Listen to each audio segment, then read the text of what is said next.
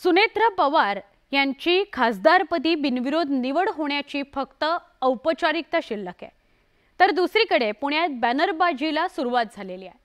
राष्ट्रवादी काँग्रेसने मंत्रिपद नाकारण्यामागचं कारणही आता स्पष्ट होऊ लागलंय।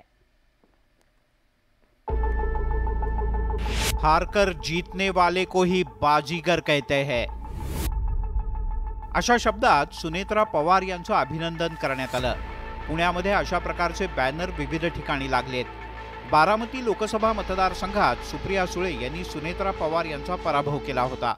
मात्र या पराभवानंतर सुद्धा राज्यसभेच्या निवडणुकीत सुनेत्रा पवार यांनी बाजी मारली। राज्यसभा निवडणुकीत सुनेत्रा पवार विजयी होण्याची फक्त औपचारिकता बाकी आहे, त्यातच आता काही बाबी उघड होऊ लागल्यात। राष्ट्रवादी काँग्रेसच्या एकाही खासदारानं केंद्रीय मंत्रिमंडळाच्या शपथविधीच्या वेळेला शपथ घेतली नाही।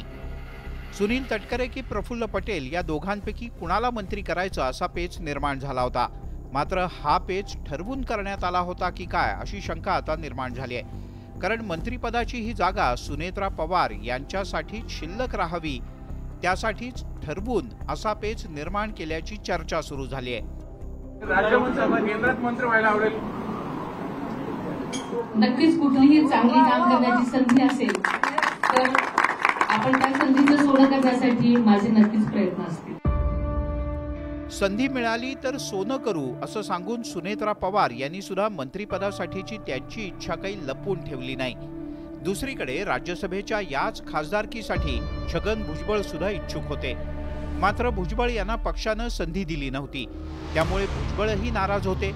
एकंदरीतच केंद्रात मंत्रिपद नाकारणं, छगन भुजबळ यांना राज्यसभेवर घ्यायला नकार देणं हा सगळा घटनाक्रम सुनेत्रा पवार भावी केंद्रीय मंत्री होणार याकडेच अंगुली निर्देश करतो।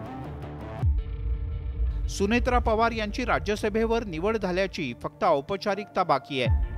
खासदार म्हणून निवड झाल्यानंतर मंत्री व्हायला आवडेल का या प्रश्नाचं उत्तर देताना सुनेत्रा पवार यांनी जर संधी मिळाली तर त्याचं निश्चित सोनं करू असं वक्तव्य केलं।